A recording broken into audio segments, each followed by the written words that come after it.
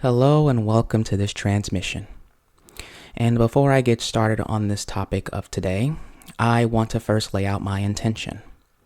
My intent is to reach out to those who have the willingness to open their minds up to a different perspective.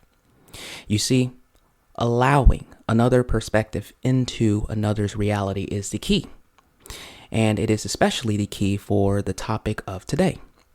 And so, I just have one request, and that request is to just allow the chance for another perspective to be heard and understood. That is it. And after this topic has been discussed, then we can all talk about what needs to change. We can all talk about the differences. We can all talk about this, that, and the other. But first, allow another's perspective in. And so, let's get started.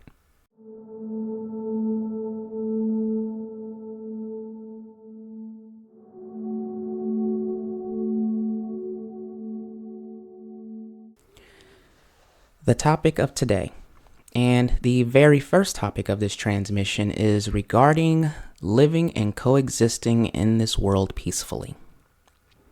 Now, regardless of where one is in their stage of life, their geographic location, their ideology, their socioeconomic group, regardless of all of those things, everyone in their own way have a unique, thus different perspective and understanding on how this can be achieved. However, regardless of one's differences, there is a common denominator. And that common denominator is what I like to call the common substrate. And the very first prerequisite, and there will be a list of them, so get comfortable. But the very first prerequisite in regards to living and existing peacefully in this world is first understanding this common substrate. This common substrate is what connects all of us. It allows all of our differences to coexist regardless of a different view, a different way of seeing the world. You see, you can have many people, 100 people, for example, all in one room. And regardless of what one can see in front of them, there will still be 100 different perspectives in regards to expressing what it is they're seeing.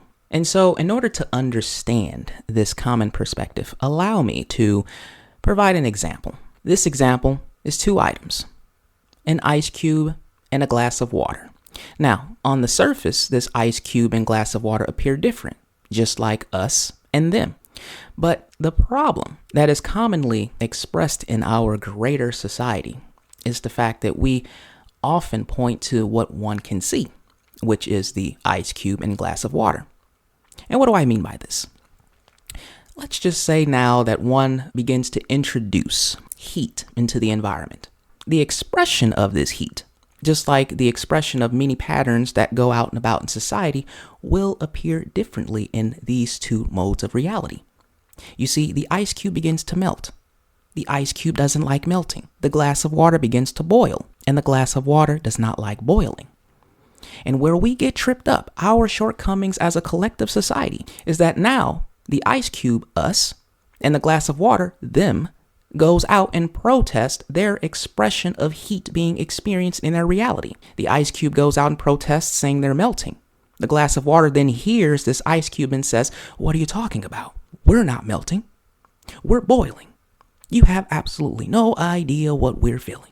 You guys are so entitled that you just don't understand how the world works."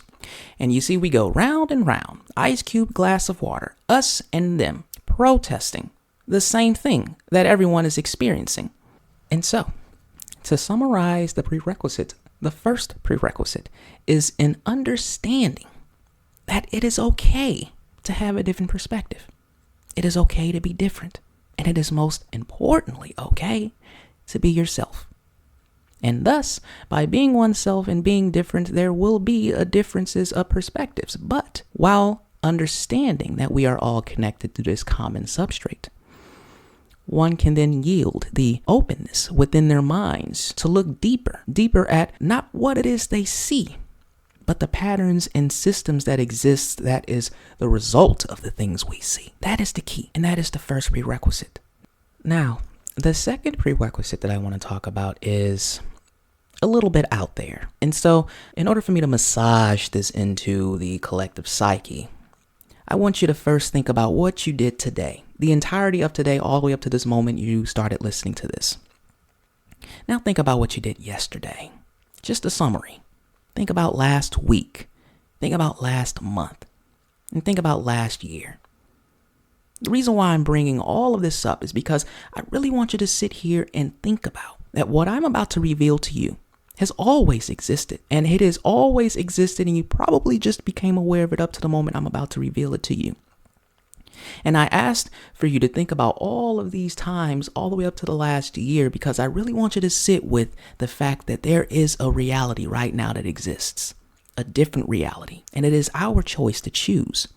It is our choice to choose how we want to live every single moment in this life.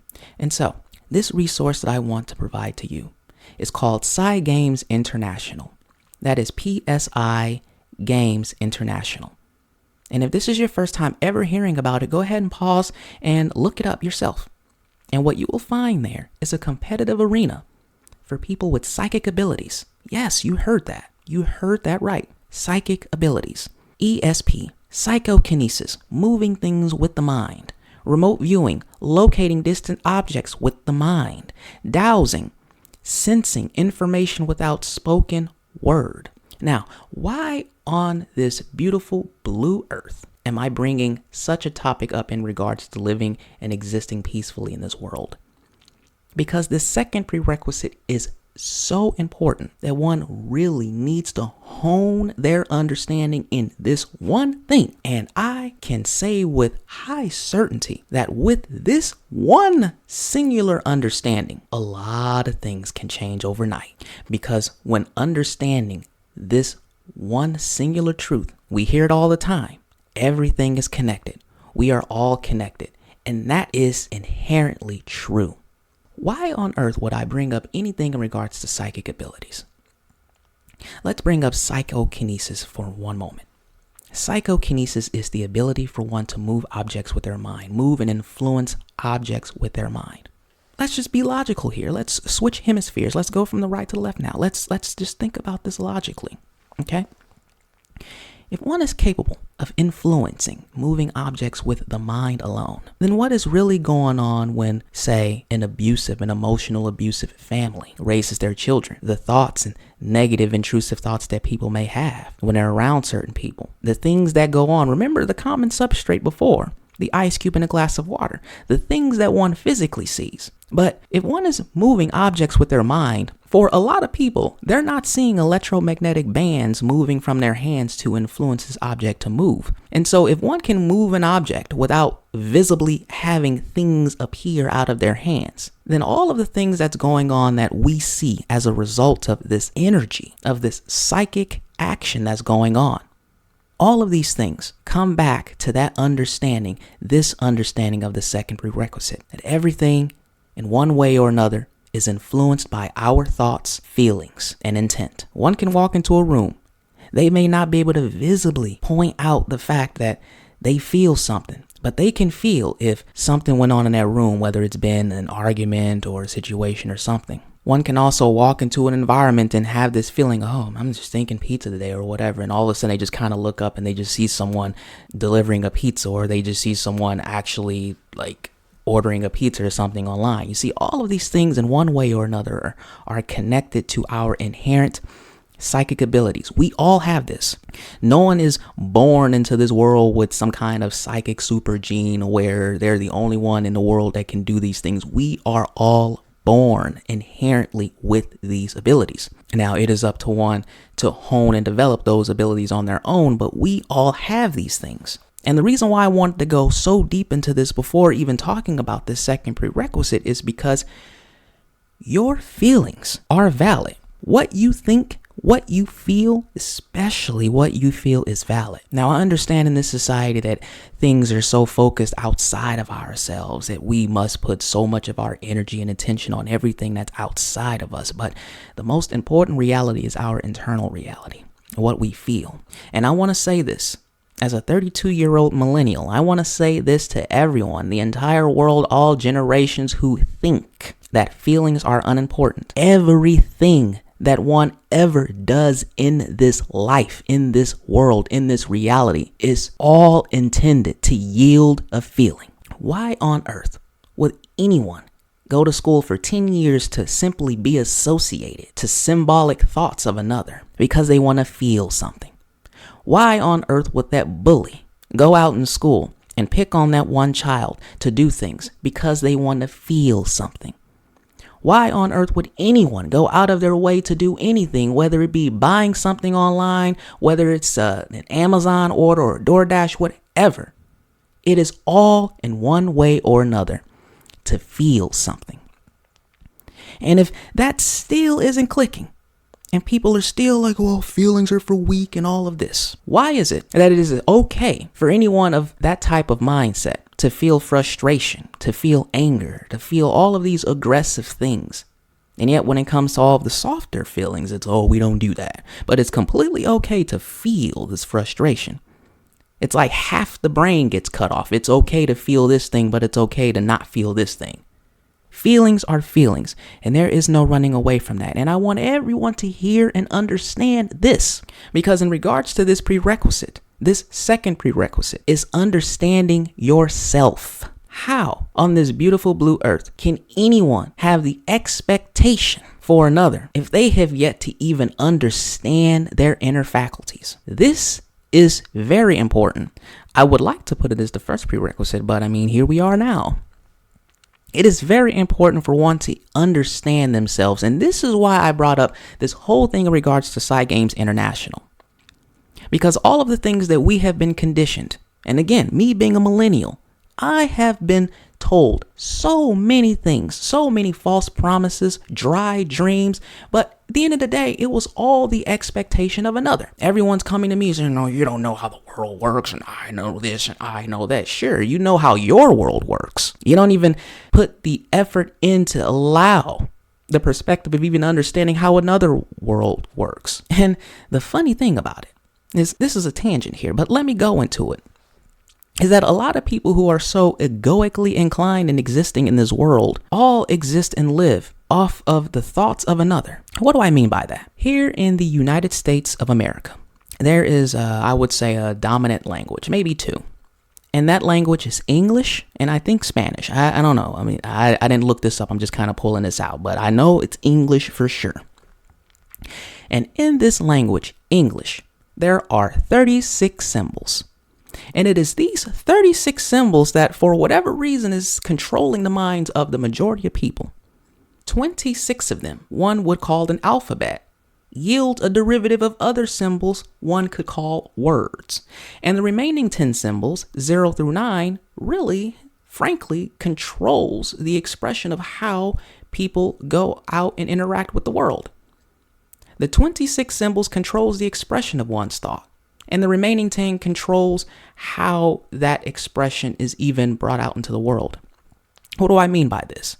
Well, let's go ahead and book a ticket. Let's go to the Maldives or Bangkok, Thailand or something. And chances are, just even coming up with that thought, there is probably going to be a related thought in regards to having 10 symbols next to their name in order to even allow them to express going out to that place. And now let's go back to the 26 symbols. These letters, these words. Everyone's so out and about, and I don't want to say everyone, but those who are living egoically, they're quick to say, I am this. They're quick to say, I am that. They're quick to put every single thing in a box when at the end of the day, these things are just them harboring and repeating the thought of another. There are no words to express any of us because we are all different. And to really bring this home, drive it home as it were, let's take a look at a child, an infant, a toddler. Does this child have to first learn to say that they're hungry in order to express their hunger? You see, if I ask you, what is your first language? There's probably a bunch of things going on left and right in the brain, but these aren't even your thoughts. These are thoughts that was handed down to you and we just internalize because we think it's okay. The first language, our first language, everyone's first language is feelings and intuition. And it is then using this language that we call English or whatever, this symbolic library that we use to then express one's own thought, when it would actually be a lot simpler if one could I don't know, let's say leverage the Earth's electromagnetic field to express and convey telepathic thought. I mean, just think about how inefficient it is to have a thought. Then we have to dig into a library of other people's thoughts and then put it all together to then express associations to whatever meaning one gives that thought just to express the original idea that I already had. How inefficient that is.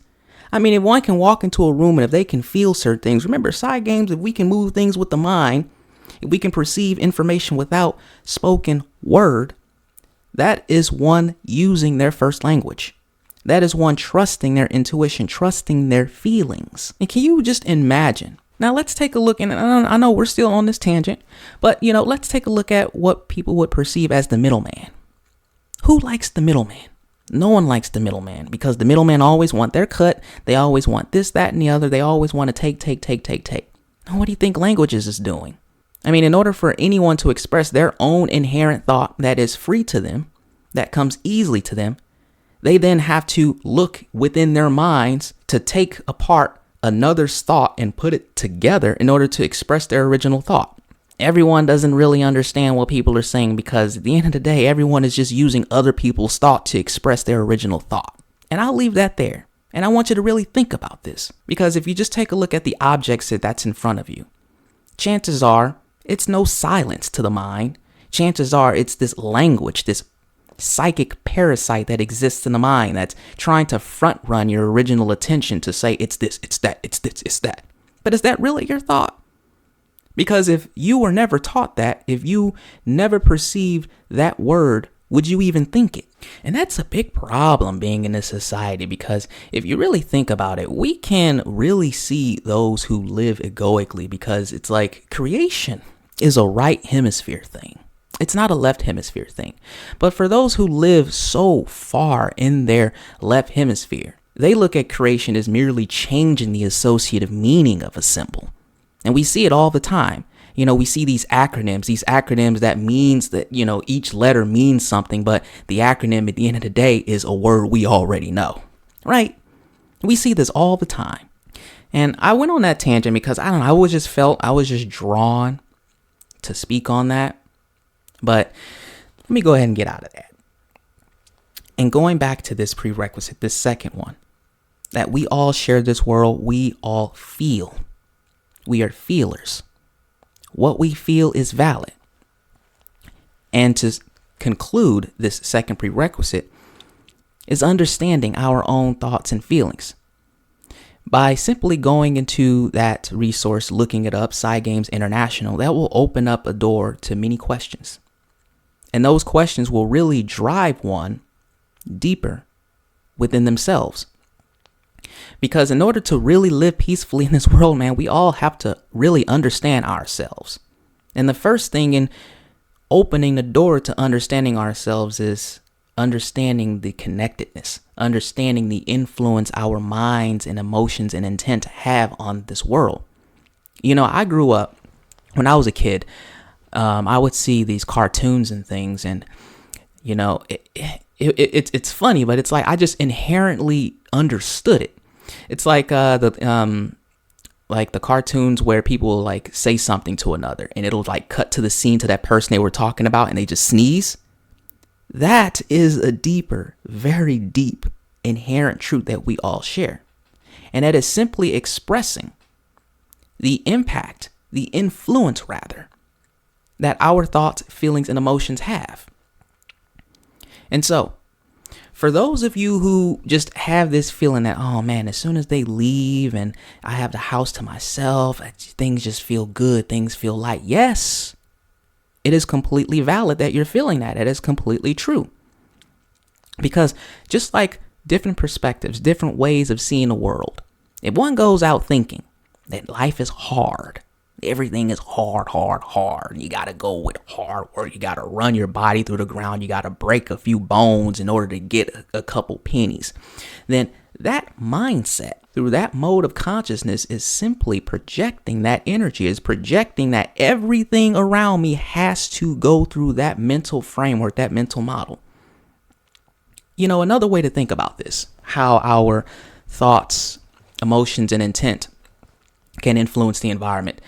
For those of you who aren't technically inclined, who typically have like computer problems and things like that, and let's just say you know a person, and I'm pretty sure, because I'm pretty sure a lot of people have had this experience before, to where they have this issue, things just aren't going right, and as soon as they call a person up, or as soon as the person that knows the technical knowledge walks into the room, they're like, man, as soon as you walk into this room, it's like everything starts working.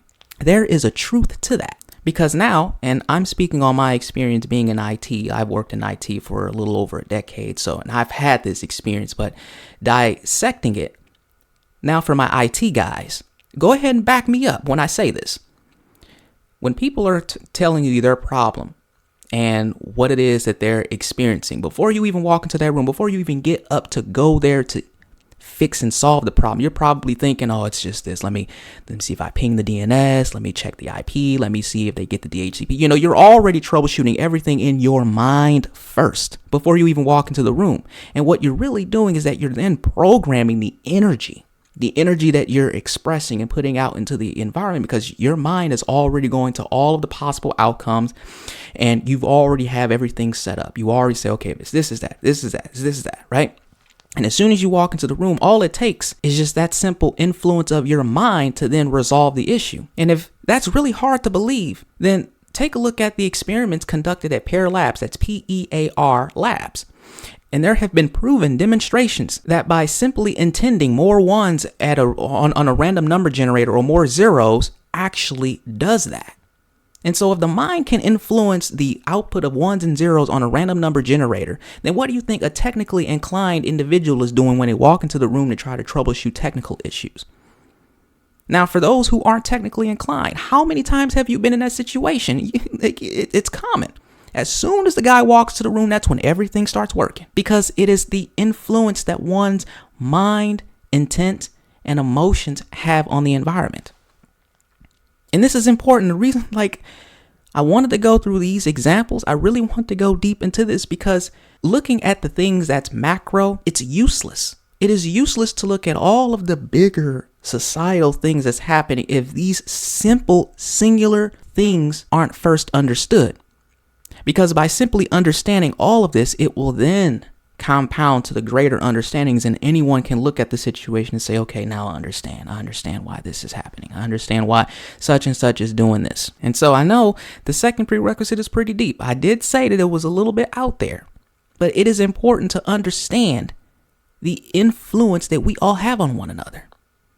I mean, we've been in situations to where, one is probably in a room all alone and by themselves, and all of a sudden they think about something. They think about a certain food, or they think about a certain thing, and they walk into the later part of the house or whatever, and they just all of a sudden they see that thing that they were thinking about. That it's because of the energetic influences that we are all sharing in the environment. And it really takes one to sit with themselves to understand themselves that this is the greater truth of reality. This is the greater truth of our existence. And so now speaking a little bit on, let's say, the kinds of mindset that doesn't want to see people do well, that doesn't want to see the good in people, right? They're inherently broadcasting energetic influences. Remember, it's like the ice cube boiling and the ice cube melting and the glass of water boiling, right? There is an unseen influence, right? I mean, unless you have certain things to observe the heat, but with the naked eye, we're not seeing heat particles or anything. We're just seeing the result of the heat, the ice cube melting, the glass of water boiling. And so there is an unseen influence that we all have and share in the environment. Just because one can not say anything, just because one can smile in your face, that does not mean that the energies that they're putting out is completely detrimental to the expression of life itself. That doesn't mean that just because someone's smiling in your face that they don't want to see things going bad. And another way of expressing this is the common saying that we all have, or we all have heard or said in one way or another in society. And that's to keep your moves to yourself. Why is that even a thing? Because it goes back to our inherent influences that we have. You see, everything lives through the mind. In one way or another, it is living through the mind, and we're just expressing the things that goes on in the mind. right? There are great mystics and great people of the great times who would say that one's life is really the summary or the sum total of all of the thoughts that they've had. And there is so much truth in that. And so in regards to keeping moves to yourself, as it were, the reason why that is such a thing is because even if they're a good person, even if they technically don't have any ill wishes toward you, if their consciousness holds the pattern of lack, stagnation, anything that goes unbalanced, and even if they wish you, like even if they want the best for you, it may come off as worry. It may come off as, well, I'm a little bit worried about you. And even if it's coming from a good-hearted place, that worry is an energetic pattern. That worry of, I don't know if that's going to go well or whatever. And even if their intent and if their heart is in a good place, simply broadcasting that worriness of, I don't know if that's going to work for you or whatever, I want things to be safe, blah, blah, blah, blah, blah, blah, that is then impacting and influencing the actual energetic blueprint that one is trying to set out in their lives. And this is why when people keep things to themselves, things just go well, things just work. There aren't any problems or whatever, because based on one's own inherent pattern in their consciousness, it will then yield the conditions that they hold within their minds. You start introducing other minds, other types of mindsets, especially if it's conflicting, and then things will go hard. All of a sudden, that one thing that you've used for years, all of a sudden now it's down for maintenance, or it got bought out and now it just doesn't work anymore. Like all of these little things, like it all compounds together into the collective experiences we all share. Now, the second prerequisite, it was pretty deep. It was pretty deep. And I can certainly provide many examples, but I think with just looking up Psy Games International and just sitting with oneself to reflect on this innate understanding of the environment that we share and influence together. Co-creation, as many people call it. Simply sitting with that understanding, I feel, is enough. And so I'll go ahead and conclude the second prerequisite. And with that said, we're about almost 30 minutes into it. So let's take a break.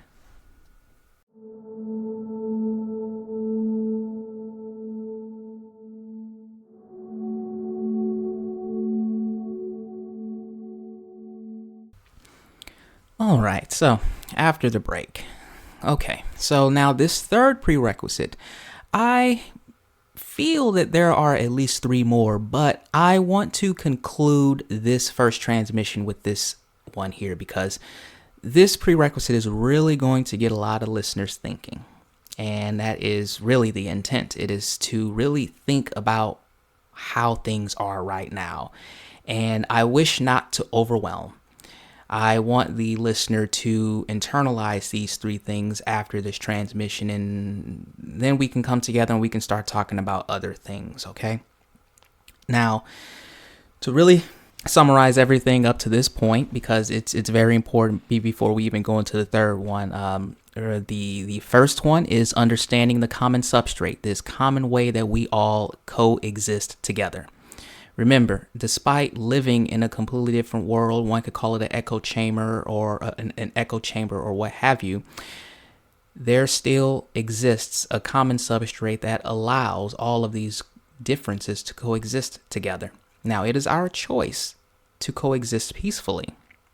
And the second prerequisite is really understanding yourself, understanding that your feelings, thoughts, intent have, in one way or another, an influence on the environment. And it is important for us to understand and really sit with our feelings, because we see a lot of these distractions that's in front of us, and it's really, at the end of the day, taking us away from ourselves. And it is important for all of us to really sit and understand all together, collectively, that it is okay to feel and our feelings are valid. Now, this third one, it's a little bit tricky. And just like what I said with the second one, it's going to be a little bit out there. I feel that this is going to be a little bit more tamed. It may sound out there, but I mean, if we can move things with the mind, then I don't really think that talking about this third one will really be so out there. But it is really understanding the true cost of existing in this world. Now, I say cost in a way of not in a sense of paying for something, but in a sense of we have to give something to get something. Okay? Now, before I really talk about this third one, I need to anchor in a couple things. And so I want to start by asking you this question. What is the most important fundamental driver that grows and sustains all of the societies in the world? And I want you to think about that question. Now, in the past, when I have asked people this question, 100% have answered money. But you see, the correct answer is trade and commerce, the exchanging of one thing for another. And you see, in order for anyone to interact and engage with anything outside of themselves in this life, it all involves going through that paradigm of exchanging.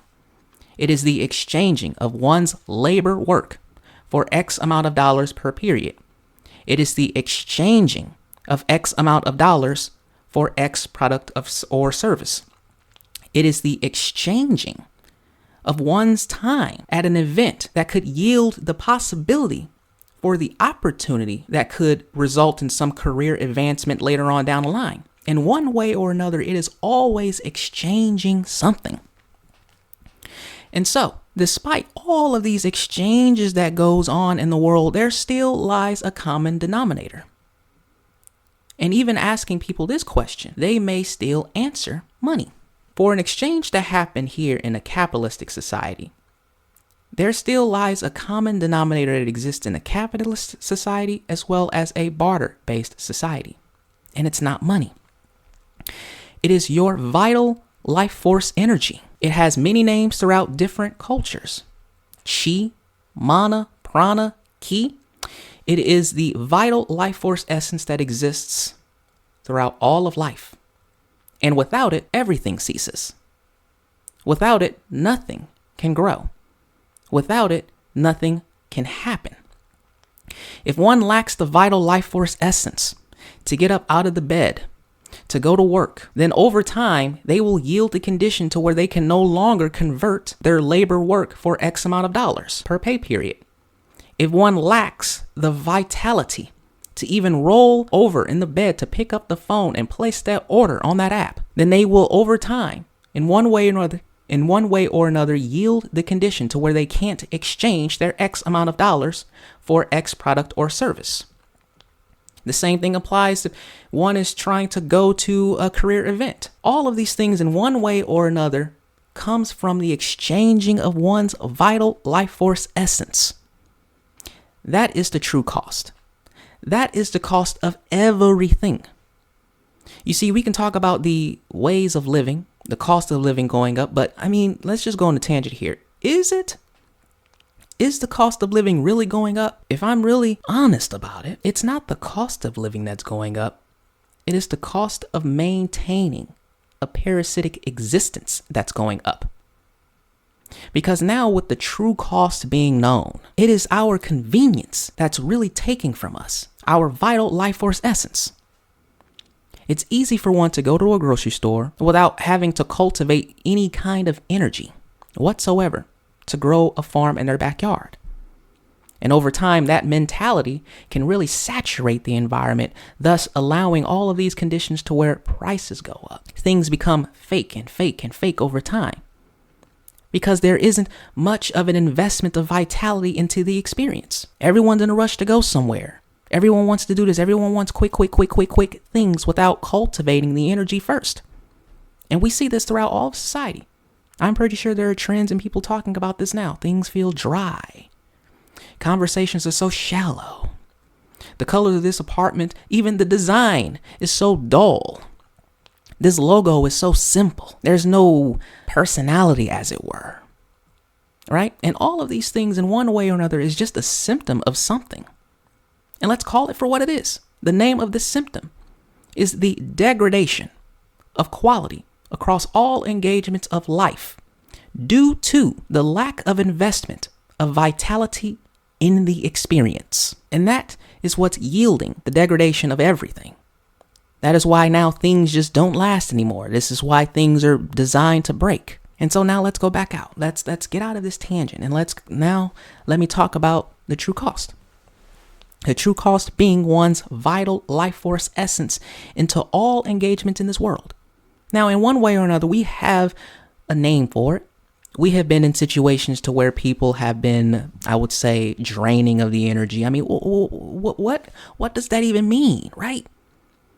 I mean, we've been conditioned to always not trust our feelings, not trust our thoughts and emotions, and trust these external things. What does it mean to be around someone that's draining, right? We don't see our chi energy. I'm going to call it chi. We don't see our chi being drained out of us, but we can certainly feel it. We can certainly feel that as soon as we go around this person and try to talk about our ideas or just talk about anything in life, they just bring it down. They got to put themselves up in one way. It's just stuck, stagnant, dry, just bad vibes, people would say. Right? We all have our own different interpretations of feeling it, but it's just like the ice cube in a glass of water, right? We can call it this, we can call it that, but it is still a pattern that exists in all of these modes of reality. And so, this true cost, that cost being our vital life force essence, really needs to be honed and understood. I would say, and I know I say this for the second one, but it's like the more I go deep into this, it just seems like the next thing is just as important as the last. But really, understanding our energy, understanding the energies that we put out, and having a collective shared understanding on all of this will yield the benefits for all of us. Because now we understand that a lot of things that's happening are built to be parasitic. This language, parasitic. What does that even mean? Like we hear people talk about it left and right. We always talk about these, these codependent engagements, these parasitic systems and softwares that's out there. But in one way or another, it's all conveying the same universal truth that we are all sharing. And just like exchanging everything in this world, it involves the exchanging of vital life force energy. Remember, without the exchange of vital life force energy, everything ceases. Nothing can move. And vital life force energy can be in whatever polarity that one wants to put it, but it is energy regardless. It can be stuck stagnant energy. It can be high vibing energy. It can be life-giving energy. In one way or another, it is energy. Energy that is programmed and intended for a certain thing. And so I know with this being out there, there has been research already conducted in regards to just how our thoughts, feelings, and emotions, and even energy influences the environment. I want to talk about the late Dr. Masaru Emoto. Okay. Now, for those out there who are, let's say, in a high intellectual society, let's say, and are quick to say it's pseudoscience, it's pseudo this, pseudo that, remember, what is pseudoscience at the end of the day? I mean, did you even, if you're going to say that, did you create that symbol? Or are you simply harboring and regurgitating the thoughts of another to appear to be associated with something, right?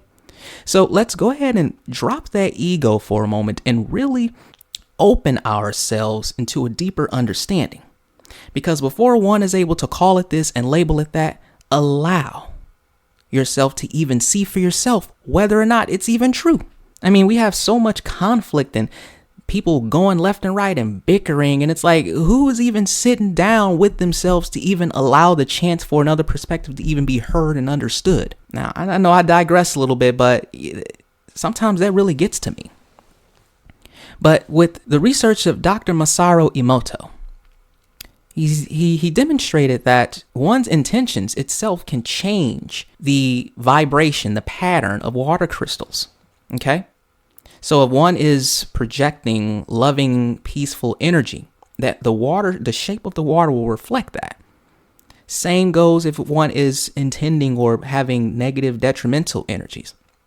Now, this is important. And the reason why I wanted to bring up the works of Dr. Masaru Emoto is because now let's take a look at things such as the fast food industry. Let's take a look at how the way foods today just don't taste the same, right? Now, I want to talk about two sides of this. The side that we all interface with on a day-to-day basis and the not so front-facing side. The not so front-facing side is the intent of the corporations. It is the intent to maximize profit and taking out a lot of the organic and real things and having all of these fake things in there. So there is an intent already, an intent to maximize profit, to take away the actual organic vitality, because at the end of the day, the vitality doesn't matter. They're just trying to sell a product. And so with the intention of having a product, that is what one gets. Now, on the front-facing side, let's just say if this is a fast food restaurant or whatever, right? And while everyone is, I don't want to say everyone, but while most people are in their own world, just going in and they just want to pick up their food and leave, does anyone really think about what's going on with the cook? Are they having a good day? What's going on in their home life? Are they in a good mood? Right? Because remember, with the research of Dr. Masaru Emoto, and again, these are demonstrated, you can even do these experiments yourself, okay? If one is having a bad day, or one is having negative emotions, and if they're kneading the dough of one's pizza, or if they're preparing one's soup, and they're having this mind of negative emotions and things of that nature, that is influencing the water. That is influencing the crystals, the water crystals that is in the dough. It's having a larger impact. You know, why on earth that you can have one small local mom and pop shop and they're basically just making potatoes. They're just making things that's so common, right? It could be chicken, it can be potatoes, pizza, whatever, you know? It's like there isn't a magic formula to make these things. Like everyone can make it. But why is it that their food tastes better? Why is it that it's good if they make it? Right? All of that in one way or another is the result of the energy invested into the experience. You see, the food coming from a mom and pop shop who really loves their stuff, they've been doing this since they've been a teenager. You know, they really love making a certain pizza or whatever, right? That will have an impact versus your average, you know, store chain food where people are just coming in. They don't even want to be there, right? They're just doing this. It's just the system. You know, there really isn't even any attention, any vital energy introduced into it's just so dry. We can taste that. We can feel that. And I wanted to say all of that because, man, it is just, like, again, I am 32 years old. And the things I'm speaking on now, while now with a little bit more wisdom and knowledge that I've acquired throughout my life, it is really just confirming the things that I have been trying to tell these grown-ups back in the day when I was a little kid. I'm only repeating these things, but it's like now I have things that I can like point people to. But I've been saying these things, and again, you know, we in one way or another, we feel what we feel. We know what we're feeling. It is just up to us to maintain our coherence throughout life, our cohesion, as it were, to ensure that we just stick with what it is that we're feeling. Instead of having all these external engagements, these external things tell us it's not what we're feeling. When we know deep down, we know what we're feeling. And so I just want to be here to confirm to you that, yes, what you're feeling is valid. Yes, what you're feeling is real. And yes, what you're feeling is true. It makes absolutely no sense for someone to have a complete still mind when they're all by themselves. Now, all of a sudden, it just takes this one person to walk into the room and now you're having war type thoughts, disease type thoughts, sick type thoughts. When the entire of the day you haven't felt or heard or just thought any of those things. It's up until you come across that person. Your feelings are valid.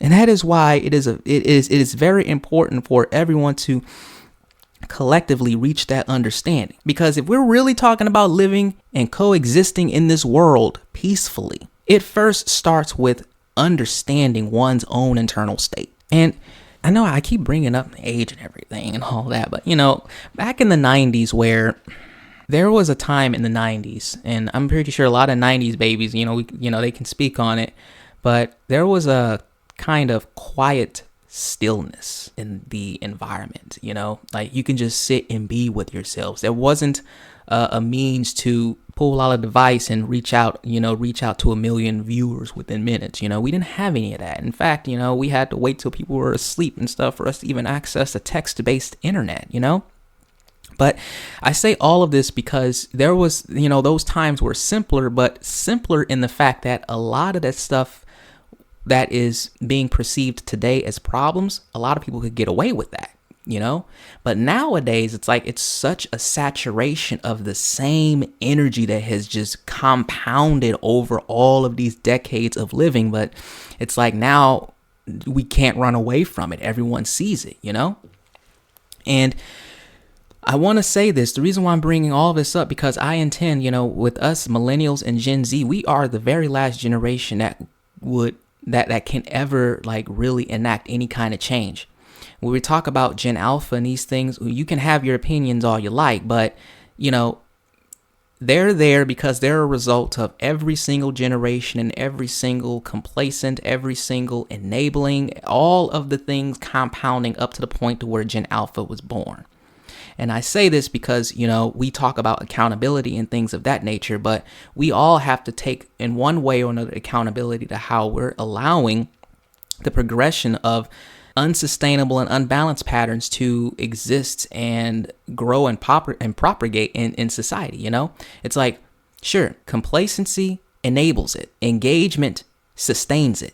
There is no other way around it. Either we're going to allow it to exist or we're just going to perpetuate it. But in one way or another, we all have our own unique ways on how we can steer the path of our collective growth. And I want to say this as just a call out to just millennials and Gen Z, because, if we really think about what's going on with Gen Alpha, like, are we really going to expect them to do the things that we probably, and I say we, because, look, let's just be honest. This isn't me pointing fingers. In fact, let me first talk about blame, to blame anyone. If you were to point your finger at someone, one finger points to whatever it is the person's blaming. And you look at your hand, you got 3 other fingers pointing back at you. One of those fingers points to something that person could have done but chose not to. Another finger points to something that person could have avoided but chose to allow. And the remaining pinky finger just points back to the self. And so when we're talking about blaming and shifting accountability and removing responsibility and all of those things in one way or another, it's either us allowing it or it's us sustaining and perpetuating it. There is no other way around it. Now, we can have, we can play these psychological 5D mental gymnastics with ourselves, but at the end of the day, it's either one of those two things.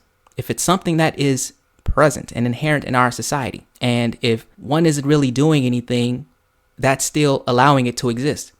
If one is going out perpetuating and doing it, they're just adding to the problem. But either way, we still have a choice to voice it, point it out, and call it out for what it is. I mean, we talk about narcissists and all these things and, blame. Now, I wouldn't say blame, but it's like pointing out the things that narcissists do and all of this, It takes calling the patterns out, not the people, It's like if we look at like a child. A child then starts speaking swear words. But a wise adult could look at this child and say, well, where this child learned this behavior from? But remember, going back to the very first thing, if we're tripped up with the things we see, the ice cube or glass of water, we can easily point to it and say, oh, it's the parent. But the correct answer is the pattern. It is the pattern that the parents then picked up, that they're then producing and regurgitating their environment. That is the same way that's the same way of, I would say, enabling it, just what's the phrase, like a blind eye or something like that, like that. It's just enabling the pattern to exist. Okay. And I know I went on like several tangents and all of that, but I mean, that's just what I'm feeling right now. Let me go ahead and just kind of pull and collect my energy back a little bit. I don't know. It's like as I'm saying these things, I'm kind of feeling this tug, but it's like, I know what it is. It's just, but again, so going out that tangent, coming from a time where it is this true cost that we're all implementing into the environment. It is this true cost of our vital life force energy, Now, again, we can call it whatever it is. It doesn't matter what it's called. Stop looking at it as the ice cube and glass of water. I'm only calling it something and providing some means of relation so we can all collectively agree that, yes, we're all feeling the same thing. Whether you're an ice cube melting or a glass of water boiling, at the end of the day, we're all still feeling heat. And this heat collectively that we're experiencing is the parasitic siphoning of one's vital life force energy. In one way or another, we have all felt this pervasive intent to just simply steal your energy. And how do they steal your energy? They steal it through your attention. Now, we hear the mystics of the good time. They all say it. Where the attention goes, energy flows. And that is absolutely true. Because now, how many of us have been in situations to where, we can go out in public and stuff and, we see people just doing things, in this weird way. But we can then make the conclusion with ourselves and say, oh, they're just seeking attention, right? How do we know that? How do we know that person is seeking attention? They don't have a sign out that says, I want attention. They don't have a sign out or broadcasting, hey, I want your attention. But how does one know? Because we are all connected in one way or another. And if one is broadcasting the intent to have another look at them in one way, to take their energy, to just have some kind of attention on them, that energetic pattern is imprinted to where anyone who is at least sensitive to that type of information can automatically pick up and say, oh, well, they're just seeking attention. I know this is kind of out there, but, it goes back to the example of, the IT guy, right? In his mind, he's already troubleshooting the issue and he walks to the room and things start to work. Well, in the same sense where, and I'm going to speak a little bit on a personal example here. I was at a ramen shop some time ago. I'm eating my veggie ramen and I have my headphones on, listening to white noise and binaurals because I'm just so used to, it's like, and I'm pretty sure a lot of people have experienced this. It's like, there are two kinds of focuses out that we can have. We can have an internal focus and an external focus. And it seems that whenever we have some kind of move toward going in our internal focus, then that's when things start to happen. That's when all of a sudden the car alarm outside wants to go off. All of a sudden the dog wants to bark. All of a sudden the person who has been speaking for 5 minutes suddenly want to start raising their voice because it's the sensing of energy being moved from the external to the internal. And if anybody who is looking for your attention, they can feel that. And so going back to the example of me being, at this ramen shop, I can just feel this woman. She's all the way across the restaurant. I mean, I don't even really see her visibly. I can hear her. But her energy, like it just broadcasts out into the restaurant and her energy literally just says, everyone, look at me. And then this is like psychic vampires, right? This stuff exists. And it's like they just try to pull in all of the people's energy to have them listening. And, and we have in one way or another experienced this, right? We walk past somebody and it's like now all of a sudden they want to start like, they want to make a sound or they want to do a quick jerk or something just to try to get your attention. It doesn't have to be you looking directly at them. It can just be a simple, corner your eye kind of thing. Or even if you're not looking at them directly, it's just them saying something to just get your attention on them in one way or another. It can just be a simple artifact in your awareness. But even that small itty bitty artifact in one way or another is siphoning your vital life force energy. Because now, while you could have been attending to something else, in one way or another, you're kind of like having this background process that is in one way or another, nickeling and diming your vital life force energy to that person's experience. And it really takes people to sit with themselves to feel their mind and feel where their energy is going. And it's like when that understanding is there, when the focus is primarily on one's internal world, it is just so prevalent. It is so pervasive. I mean, it's just so nasty now. Because it's like, dude, I know what you're doing. And it's like, and as soon as, and it's like, it kind of feels, and it doesn't it does feel like this. It's like a magnetic pull. Now, we all have our own ways of sensing chi, but from my own personal experience, because I do qigong and tai chi, and I do all this stuff every day. So for me, it feels like a magnetic push and pull. It's like a magnetic fluid that has this quality of pushing and pulling. And whenever I'm by myself, whenever I'm meditating, or if I'm just doing qigong, it's like, the energy just feels so light and fluid and things just flow. It's like water. It's like, If you guys watch Avatar, like the water benders, it's like, you're bending water. That's what it feels like, And, when people build up a big reservoir of chi, a big reservoir of energy, and a lot of people, I'm pretty sure, you can back me up when I say this, it's like people go out of their way to, just be in front of you. It's like what I like to call, they try to intersect one's attentive vector.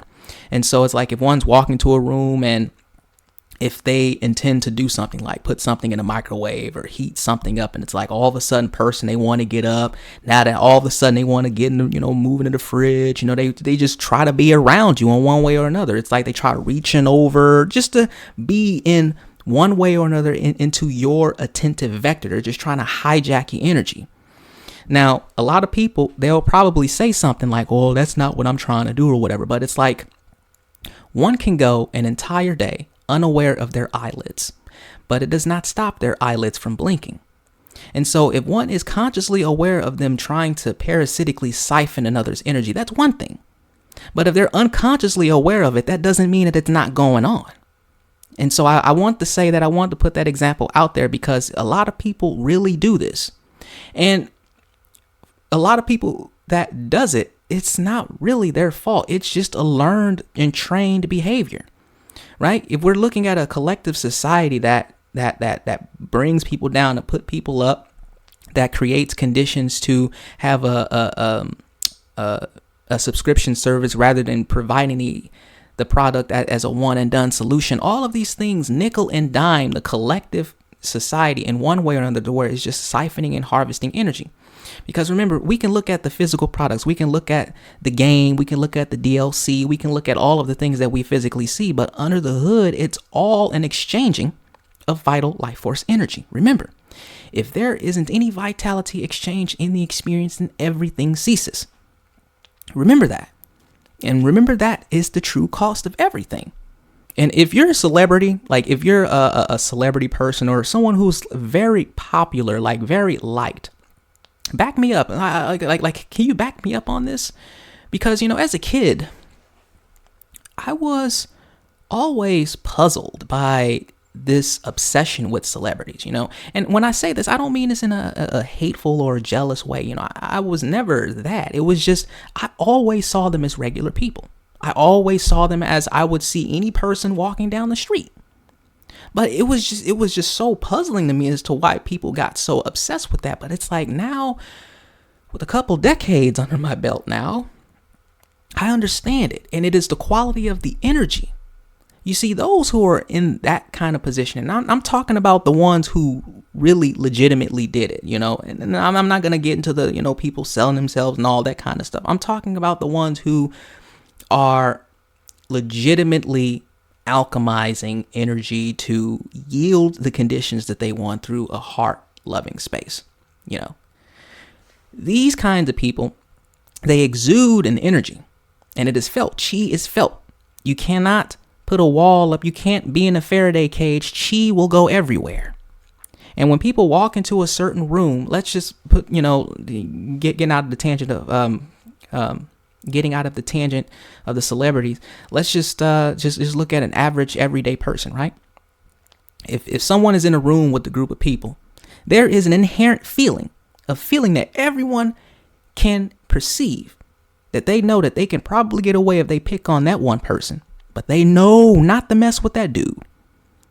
And the dude that they don't want to mess with, they're probably not even like a big muscular, like intimidating looking dude, but they can feel it. They can sense something off of that. That is the same sense that people are getting with these celebrities. I look at a lot of these trends that's going on where people are trying to like jump on stage and stuff to try to like, I don't know, touch a celebrity and stuff. It's all energy harvesting. And in one way or another, it's like this person that is intending to be around that celebrity or to touch them or whatever. It's just in one way or another, they want to associate themselves with them. This is why it's always recorded. This is why they want to have a selfie with them, because they want all of the minds who are looking at that one event. They want those minds to then project energy of association, because in one way or another, it makes them feel as if they're closer to them. That's what all of this stuff is at the end of the day. This is why celebrities and stuff don't like when the paparazzi and things, take pictures and stuff of them. And while I have probably never been in a room with all of these celebrities, in one way or another, anyone who is psychically inclined can feel that energy. Vibes don't lie. And so if you're a celebrity and if you're in that kind of popular group, can you kind of back me up on, I don't want to say kind of, can you back me up on this? Because these things are felt. And in one way or another, it's like the reason why things are like that is simply due to the ignorance of one's energetic state. If one can cultivate the chi within themselves, if one can cultivate healing, loving chi within themselves, they don't have to be around a celebrity. They don't have to go out of their way to try to associate themselves being around a celebrity. They don't have to go around they don't have to go out of their way to be around people who have good energy because they can cultivate it within themselves. And I went deep into that because all of this in one way or another, remember the true cost, it is energetic exchange, the exchanging of one thing for another. And if anything happens outside of us, outside of one's own internal world, it is a result of something being exchanged. Because while that attention could be on one's internal world, now part of it is exchanging their energy to perceive the outside world. And this is why, when you hear people say fake it till you make it, it's basically them. You see, now there are two ways of looking at it, right? One way of looking at fake it till you make it is to basically have the external perception. It is the external perception of them already making it, which hijacks the minds of the people perceiving them to make it seem like they're basically projecting the energy to then, I would say, increase the probability of them making it, right? Because if they really want to make it, they just feel it. That's the second part, right? They already feel it. And then it's like the external world will then reflect that. But the inverse way is already looking the part. So then they can basically go out in the world and have all these other minds look at them. Because remember, where the attention goes, energy flows. And so if the minds of the other people who are programmed into thinking that's what success looks like and all of this, they're then projecting that energy of them like, oh, they're successful. They're basically like psychically hijacking people to mold their energies in a way to then help prop up their reality. Like all of this stuff, it's all one big psychic energy mind game. That's all what it is. And this is why I brought up Psy Games International at the very beginning, because again, whatever anyone believes, whatever anyone's religion or spirit, whatever, it doesn't stop this reality from existing. Now, there are just basically two choices. One choice is to basically ignore it and just pretend it doesn't exist. And the other one is to, in one way or another, learn it. Now, if they learn it, how will they go about using that knowledge?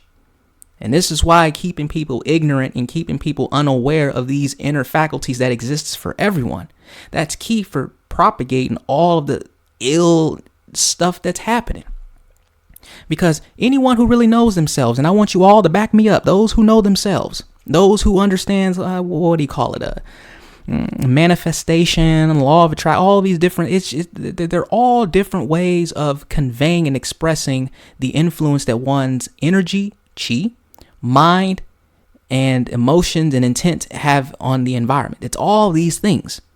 And having an alignment of all of these things, one literally changes their reality. It's literally a change in reality. And so if one understands their truth, because their truth is the only truth, one can't know anything in life except themselves.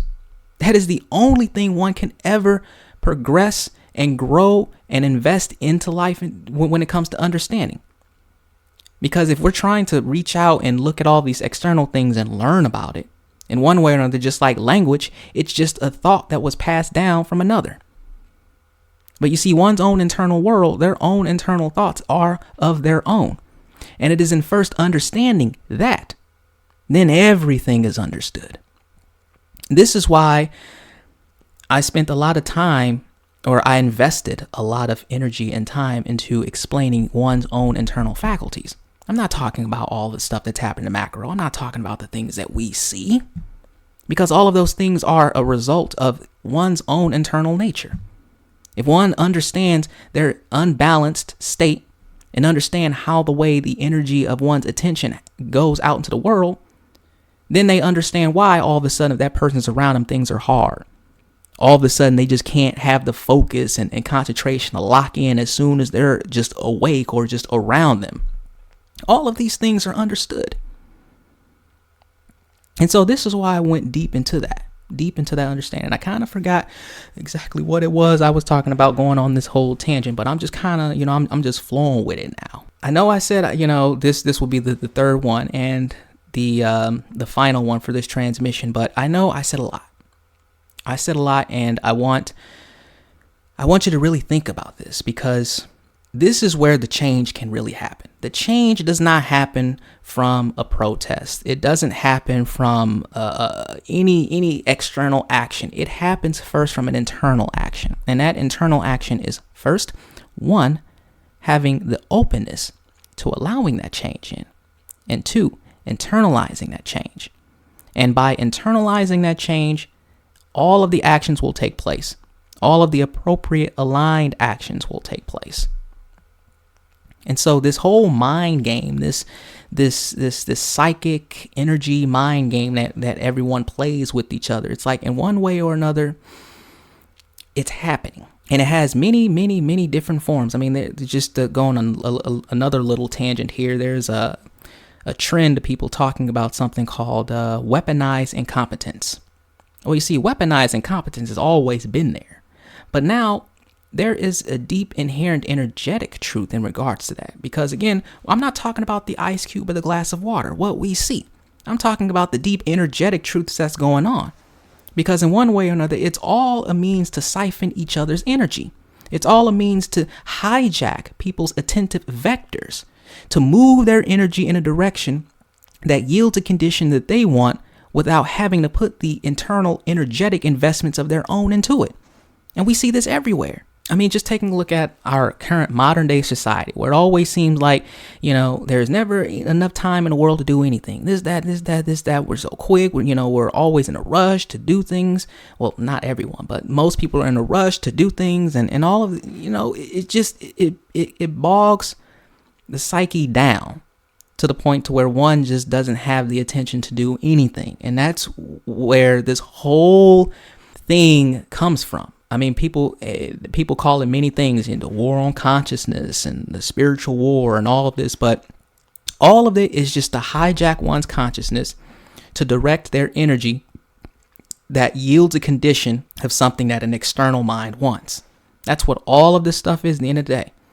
I remember going back to the IT example. If the IT guy starts thinking things and all of a sudden he walks to the room, or they walk into the room and things start working, in the same sense that people who in a Paralabs experiment can intend more ones or zeros on a random number generator, in the same sense that one can use their mind and chi to move a psionic wheel at the Psi games, all of that in one way or another is just leveraging and using one's mind, consciousness, whatever, to do things in this world. And that's where all of this stuff stems from. All of these things that we do. These mental games that people play, people call them narcissists and things of that nature. You see, narcissist is just the sign. It's like a bell curve, right? On the far end, there's the narcissist. And on the other far end, there's the empath. But right in the middle, there's a collective understanding of both sides. Now, how can I say this? How can I make such an assertion without really knowing a lot of people? The answer is sarcasm. Simply sarcasm. If one understands sarcasm, or if one have leveraged sarcasm in one way or another, then they are expressing the ability to present one thing, but actually mean another. And it is that game that people play, that game that we have collectively been conditioned into thinking it's okay to play with each other. And those who are on the far end would call themselves narcissists. They would create so many games with themselves because they have to create it with themselves first. Remember, they have to feel it. They have to understand, well, if they think this, then they're probably going to do this, that, right? They have to simulate it within themselves first. The empath, they know exactly what they're doing. And one way or another, they may have a level of awareness that could be exploited, right? Because it's like for an empath, they're not really thinking about it on that depth in regards to manipulation, right? So they're usually getting the short end of the stick. But those who really explore those faculties, that's when they start playing these dark games with people. They start using all this word magic, is what people say. It's like they saying one thing but they really mean another. And it's like we see the patterns throughout all of society. We don't necessarily have to call people a flat out narcissist, but there are narcissistic type patterns that are inherent in almost all of the engagements of the old system. Just think about subscription services in order to, sustain one's own existence. It's like, can we just get the one and done solution and be done with it? It's like, no, they have to be they have to create conditions that yield codependent outcomes to have people keep coming back. And it's not really their fault in doing that. It's just that the foundation that one creates for them for their lives, it's built on top of a foundation that already takes from them. Whether it be rent, whether it be bills or whatever other thing, because it's like, I don't know, one can walk into a forest and I certainly don't see the squirrels climbing up the tree, knocking on the branch, demanding their acorns for the month. But for whatever reason, as a collective, quote unquote, advanced society, we have conditioned ourselves into thinking it's completely okay. And on the other far left end of the hemisphere, the left brain, they can look at this creature and just associate it with this mere simple creature. And anyone who lives within the heart, can then look at this intellectual and ask them, well, how is it that this simple creature can find a way to coexist and live in nature without having to extract everything around it to maintain its existence?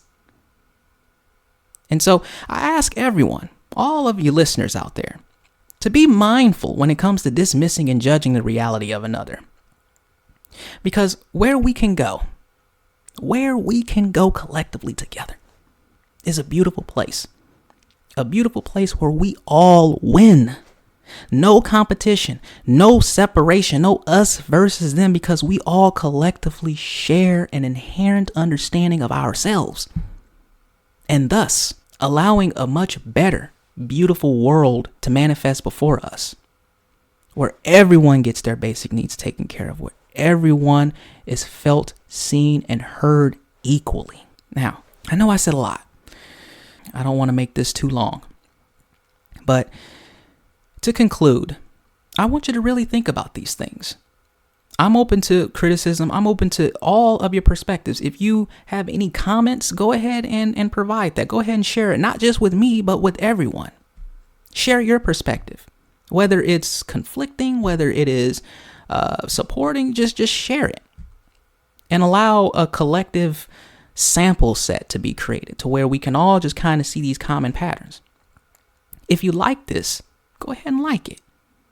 Go ahead and share it. Go ahead and share it with those who I don't want to say needs to hear it, but in one way or another wants to hear it, Go ahead and, cut some of the audio out and add it to your videos to really drive a specific point home to other people. Go ahead and do that, because I feel deep down that it really takes all of us to come together and know these things, and not just know them, but embody the understanding so it can be expressed.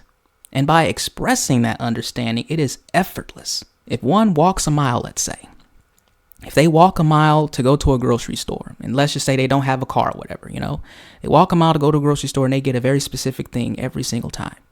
And all of a sudden, the understanding was known, the knowledge was known that there is a convenience store that's a 5-minute walking distance that has exactly what it is they're looking for. That understanding, that new information will automatically move and allow that person to make different choices, to do things differently. And of course, there needs to be balance, because all conveniences in one way or another has an inherent cost. It's the cost of the vital life force energy and all of these things, right?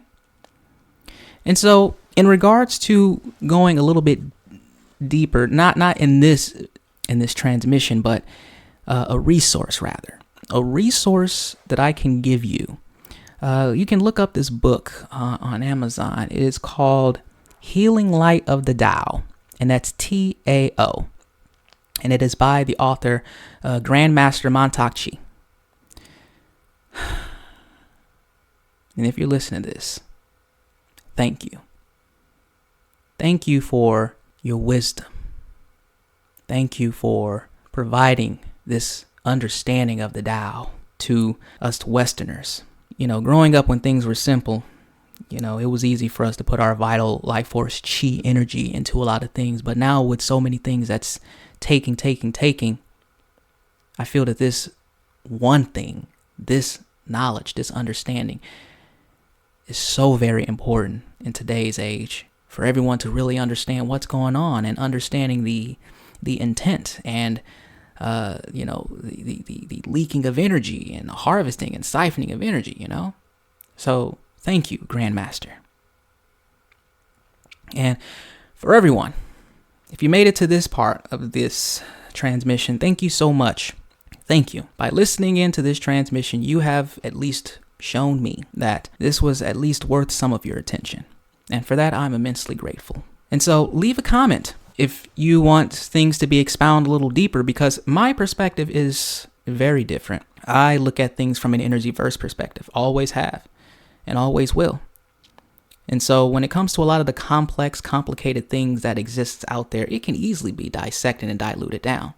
The way I look at it, with the wisdom and things in life, I look at it as I would much rather carry a pouch of marbles with the density of understanding versus all of these physical things that we have to then carry around, Because, understanding, wisdom, that carries on to different lifetimes, That's how I always look at it. And so if you guys have any other topics that you want to talk about, any specific things, go ahead and add a comment, add your perspective, because your perspective, like everyone else, is valid. And I want you to know and understand that you deserve to exist. Thank you all for listening to this transmission, and you all take care now.